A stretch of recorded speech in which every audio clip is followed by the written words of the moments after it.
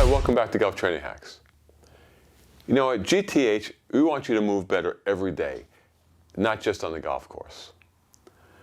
So that's why we focus on backs and back pain, because back pain can be debilitating, as we know. And so many of us have back problems, and me included. A lot of back pain and back injury can be traced back to the hips. When your hips aren't fully functioning, it puts a lot of pressure on your back, because if your hips are not functioning well, odds are they're misaligned.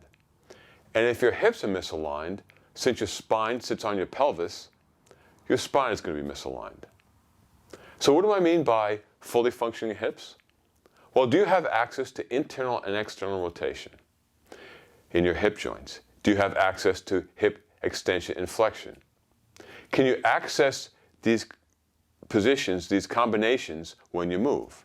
But more importantly, can you access combinations of internal, external rotation, hip flexion, hip extension when your hips are under a force or a load?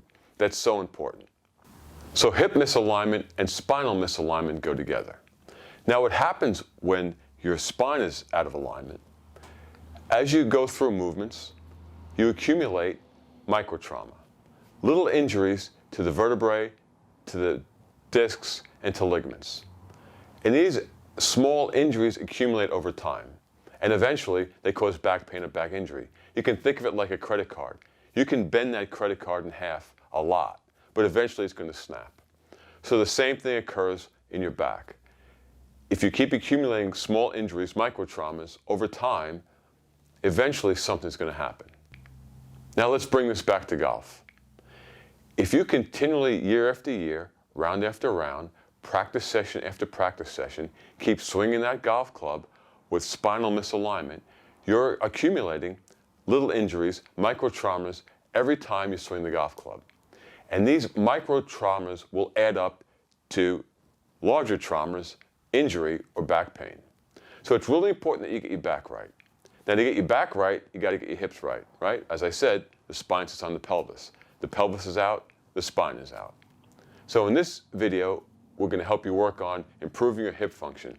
And in particular, we're going to work on improving hip flexion and hip extension. So let's get started.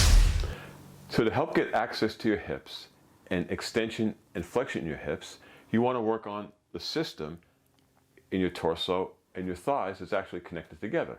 Your quads and your abdomen are really one system, right? We're a system of systems. So you don't want to work on one thing and forget the other thing. When you go into flexion, this whole system is working. When you're going into extension in your hip, this is working. I mean, if this is tight, it's going to be hard to get into this position. So we're going to use a roller to work on the quadriceps. Now, there's a certain way you need to do this. Rolling up and down like we see a lot of people do in the gym really is not that effective. Okay, this doesn't do a whole lot. But what it does do for us is it finds a spot that might be uncomfortable or stiff or a trigger point.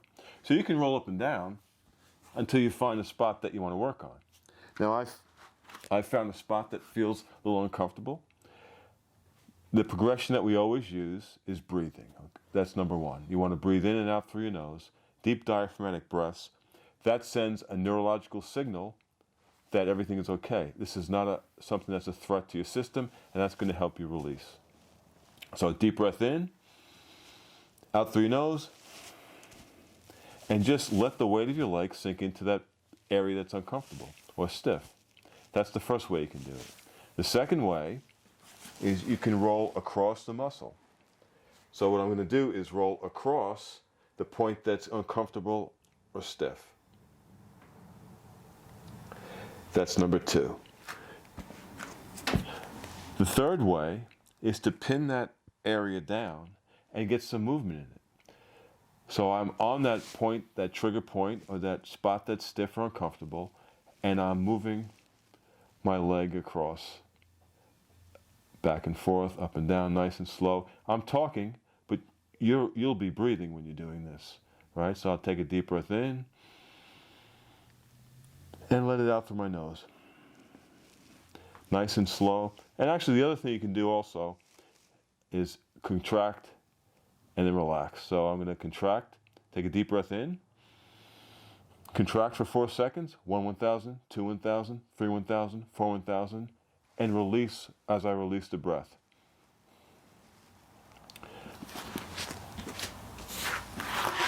Okay guys, that's several ways you can roll your quads to begin to get some release into the muscles that might be hindering hip movement.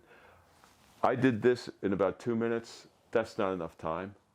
This is just for demonstration. You need to spend some time, at least 2, 3, 4 minutes on an area that you want to work. Okay, but you don't have to do the whole thigh at once. Find a couple of spots, make a change, come back to it again another time. All right, let's move on to the next segment.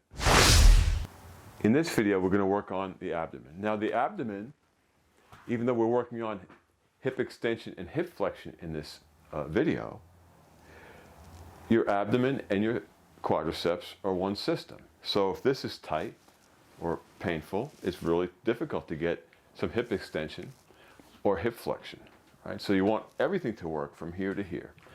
We're going to use a roller. You can actually use like a child's ball or a deflated, half deflated soccer ball or something like that. I'm just going to use a roller because I have it here. You're going to put the roller on your abdomen, and you're going to find some spots that might be a little bit uncomfortable, a little tight, and you're just going to breathe into it. So I'm going to go off to the side on this.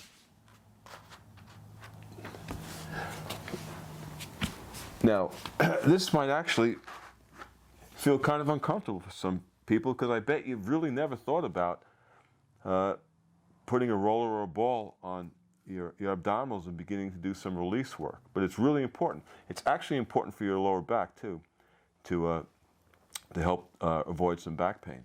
So what I'm going to do now is take a deep breath in through my nose, and I'm going to release through my nose, and I'm going to sink into this this roller.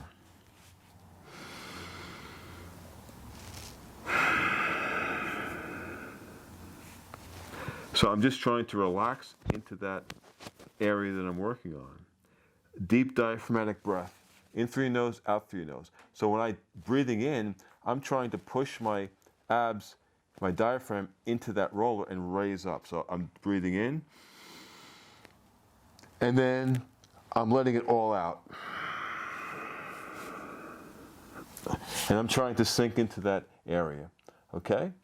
So you can just hunt around, find some areas that might be stiff, and this could end up being a little uncomfortable because you probably never have used a roller or a ball on that area. So be careful, you know, go to the level that you're comfortable, all right? If you need to not release completely, well, that's fine too.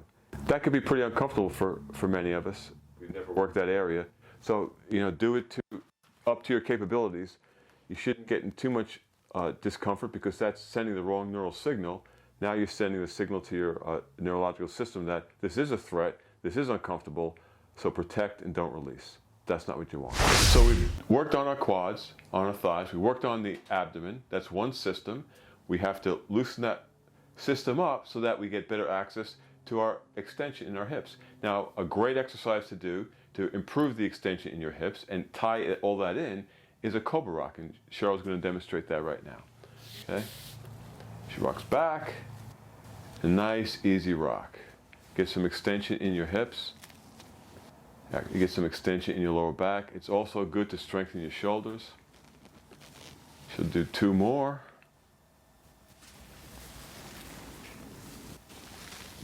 That's it. Great, Cheryl. Okay, so that's getting some extension into your hips after you've done your myofascial release or self-massage. It works really much better if you've followed the progression. That's exactly right, yes. Okay, guys, let's move on.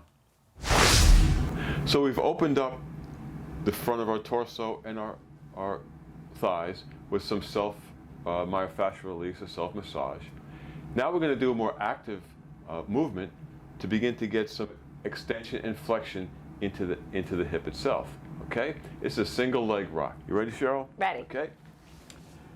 So you start on all fours, and we're going to show it to go back all the way. You can keep this foot up, this toe up, or that foot flat. Now, if you can get here, that would be great. I mean, if you can get down that far. But you don't have to. Okay?